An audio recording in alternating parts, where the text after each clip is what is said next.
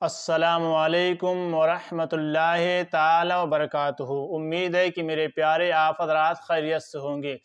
بھائی آج میں آپ کے سامنے ایک ایسی ویڈیو لے کر کے آیا ہوں کہ یقین مانیے آپ کا ایمان تازہ ہو جائے گا۔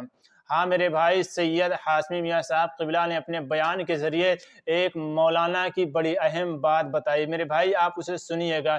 ایک مولانا کی بیوی تھی اور اس کے بچے نہیں ہو رہے تھے، تب اس عورت نے یہ منت مانی کہ اگر مجھے بیٹا ہوگا یعنی میرے گھر میں اولاد ہوگی تو میں مسجد میں ڈھول بجواؤں گی۔ اللہ اکبر اللہ اکبر، کہا مسجد کے اندر میں ڈھول بجاؤں گی۔ اس کی یہ منت پوری ہو جاتی ہے اور اس کے یہاں بچہ پیدا ہوتا ہے یعنی بیٹا پیدا ہوتا ہے۔ اور وہ مولانا جو تھے، وہ مولوی جو تھے، وہ مسجد کے امام تھے۔ اب سوچئے گا کہ منت ہے ادھر بیوی کا حکم ہے اور ادھر شوہر ہے، ادھر مولانا ہے۔ اب جب بچہ پیدا ہوا، منت پوری ہو گئی تو جانتے ہو کیا ہوا کہ بیوی نے مولانا سے یعنی اپنے شوہر سے کہا کہ مسجد میں ڈھول بجواؤ، اس لیے کہ میں نے منت مانی تھی۔ اب شوہر تو شوہر ہوا کرتا ہے، کچھ ایسے شوہر بھی ہیں جو اپنی عورتوں سے بھی ڈرا کرتے ہیں۔ ہاں میرے بھائی، اب یہ منع کرنے لگے کہ یہ شریعت میں ناجائز ہے، حرام ہے، میں نہیں بجاؤں گی۔ پھر اس کے بعد کیا ہوتا ہے، آئیے غازی ملت کی زبان سے ہم سنیں گے میرے بھائی۔ اگر میں نے پوری تفصیل آپ حضرات کے سامنے رکھ دی تو فائدہ ہی کیا ہوگا، تو ہمیں آپ کو غازی ملت کی زبان سے سنوانا ہے۔ آپ ان کی زبان سے سنیے گا، ویڈیو پر بنے رہیے گا۔ میں اچھے اور سچے پیغامات لے کر کے آپ حضرات کے سامنے حاضر ہوتا رہتا ہوں۔ تو اگر آپ نے ابھی تک ہمارے یوٹیوب چینل کو سبسکرائب نہیں کیا ہے تو ہمارے یوٹیوب چینل کو سبسکرائب کر لیجئے گا، لائک کر دیجئے گا، کمنٹ کر دیجئے گا اور شیئر بھی کر دیجئے گا۔ اور اگر فیس بک پر دیکھ رہے ہو تو فیس بک پیج کو لازمی فالو کر دینا۔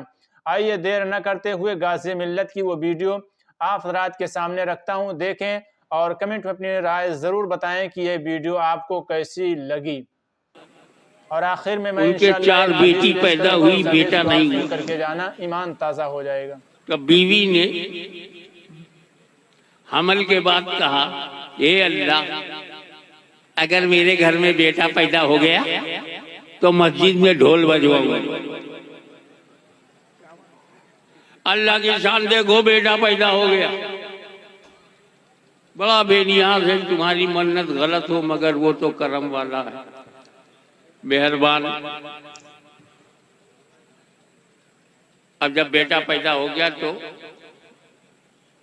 بلایا شوہر کو، اے میاں، ہماری نیت یہی رہی، یہی منت رہی اور ایک پوری کریں گے، یہ ہمارا کمٹمنٹ ہے اللہ سے کہ لڑکا پیدا ہوگا، بیٹا پیدا ہوگا تو ہم مسجد میں ڈھول بجوائیں گے۔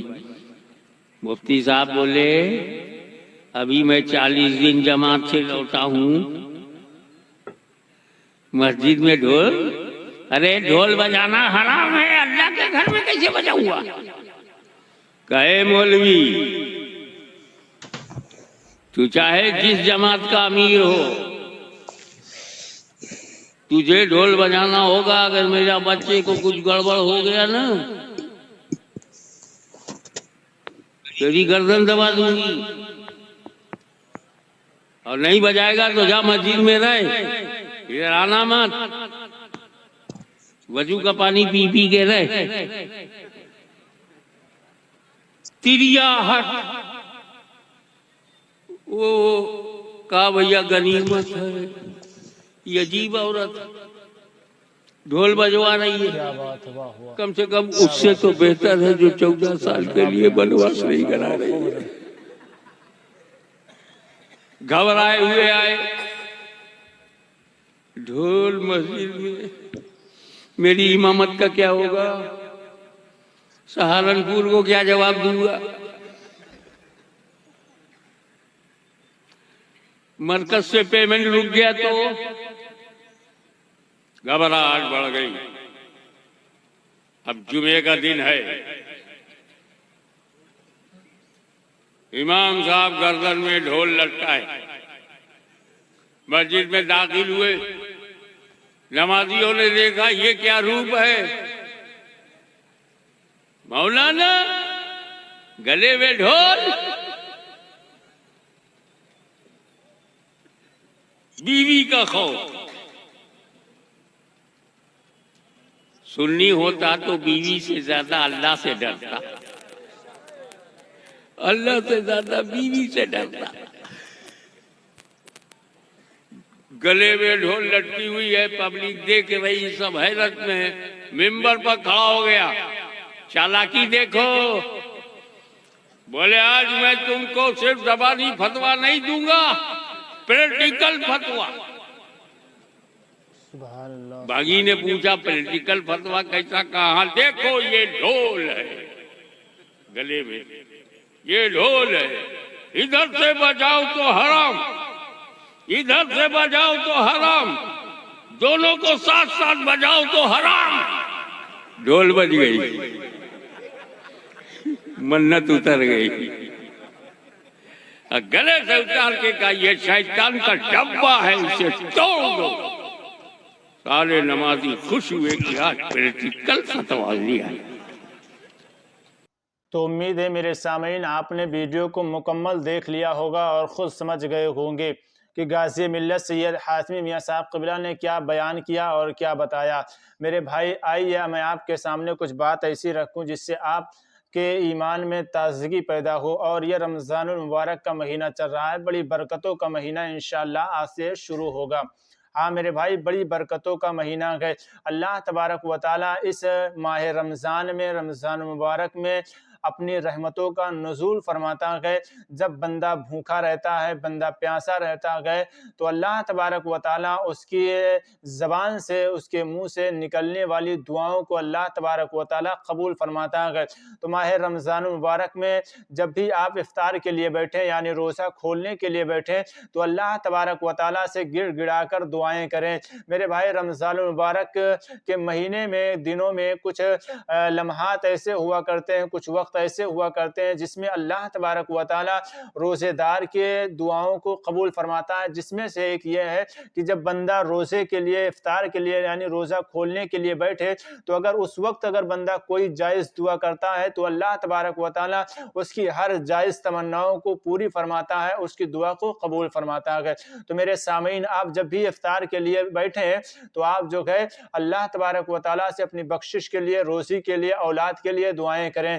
اور میرے بھائی یہ روزہ فرض ہے, فرض, یہ روزہ آپ کو رکھنا ہی ہے. اگر کوئی بندہ جان بوجھ کر نہیں رکھتا ہے تو وہ جو ہے کفارہ ادا کرے یا اس کی قضا کرے. میرے بھائی اگر کوئی جان بوجھ کر چھوڑ دے رہا ہے تو یاد رکھنا وہ عذاب قبر میں مستحق ہوگا, یعنی عذاب قبر کا مستحق ہوگا, یعنی اس کے اوپر عذاب دیا جائے گا. ہاں میرے پیارے, تو آپ جان بوجھ کر کے جو ہے اس ماہ سیام کو ایسے نہ چھوڑ دیں. اگر تندرست ہیں اور کوئی بیماری نہیں ہے تو اگر روزہ رکھ سکتے ہو تو روزہ رکھو. اب تو ہمارے گھروں میں, ہمارے شہروں میں کیا ہو گیا کہ چھوٹے چھوٹے بچے رمضان المبارک کا روزہ رکھتے ہیں, شوق کے ساتھ رکھتے ہیں کہ, اور ہم نوجوان کیسے ہو گئے ہیں جو روزہ نہیں رکھ پاتے ہیں. میرے بھائی روزے کی حالت میں جو ہے مسواک کے علاوہ یعنی نیم کا جو درخت ہوتا ہے یا نمکینی جو درخت ہوتے ہیں ان کی مسواک کرنا سنت ہے. اگر کوئی کولگیٹ وغیرہ کرتا ہے یا اور جو بھی منظر ہے نشے والے, اگر ان سے یہ سب کرتا ہے تو ان سب سے جانتے ہو روزہ مکروہ ہو جائے گا. ہاں میرے بھائی, کولگیٹ اور اس کے متعلق جو بھی منجن ہو, گل منجن اور جو بھی اس کے تعلق سے ہو, یہ سارے منجن جو ہے یہ روزے کو مکروہ کر دیتے ہیں. تو آپ روزے کی حالت میں نیم کے جو ہے مسواک کریں, یا اس طرح کی کوئی نمکینی درخت ہو, تیکھا درخت ہو, ان کی مسواک آپ کریں, یہ سنت ہوگا. اور یہ سب تمام چیزیں آپ چھوڑ دیں. اور دوسری بات یہ رہی کہ جب آپ روزہ ہوں تو زیادہ سوئیں بھی نہ, اس لیے کہ سونے سے روزہ مکروہ ہو جاتا ہے. تیسری بات یہ رہی کہ روزے کی حالت میں زیادہ خرافات نہ کرے, اس سے جو ہے ثواب میں کمی آتی ہے میرے بھائی. اور جو ہے ٹائم سے سحری کھائیں کچھ لوگ. اور تیسری بات جو میں سب سے اہم آپ حضرات کے سامنے پیش کرنے جا رہا ہوں میرے بھائی, یہ سب سے اہم بات ہے, ورنہ پورے دن آپ بھوکے رہو گے, آپ کا روزہ نہیں ہوگا. پورے دن اگر بھوکے رہ جاؤ گے پھر بھی آپ کا روزہ نہیں ہوگا. مطلب یہ کہ جب آپ سحری کھائیں تو روزے کی نیت لازمی کریں, لازمی روزے کی نیت کریں. اگر روزے کی نیت نہیں کرتے ہیں تو یقین مانیے گا آپ کا پورا دن بھوکا رہنا سب بیکار ہو جائے گا. تو آپ جو ہے سحری کھانے کے بعد روزے کی نیت کر لیں میرے بھائی, تبھی آپ کا روزہ ہوگا, ورنہ آپ کا روزہ نہیں ہوگا. یہی باتیں تھی. انشاءاللہ آگے ویڈیوز میں میں آپ کے سامنے رمضان مبارک کے متعلق اور روزے کے متعلق انشاءاللہ مسائل لے کر کے حاضر رہوں گا. تو اگر آپ نے ابھی تک ہمارے چینل کو سبسکرائب نہیں کیا ہے تو میرے پیارے چینل کو سبسکرائب کر دیں, لائک کر دیں, کمنٹ کر دیں, اور فیس بک پر دیکھ رہے ہو تو فیس بک پیج کو لازمی فالو کریں, ہمیں سپورٹ کریں. انشاءاللہ اگر آپ نے سپورٹ کیا تو آنے والے وقت میں انشاءاللہ میں آپ کے سامنے اچھے سے اچھے پیغامات علماء کرام, مفتیان کرام کے مسئلے مسائل اور فتوے لے کر کے آپ حضرات کے سامنے حاضر ہوتا رہوں گا, اور اچھی سے اچھی ویڈیو آپ حضرات کے لیے بنانے کی کوشش کروں گا. تو آپ لوگ ہمارے لیے اتنا تو کر ہی سکتے ہیں, آپ ہمیں سپورٹ کریں, کمنٹ کریں, لائک کریں اور ویڈیو کو شیئر کریں. السلام علیکم.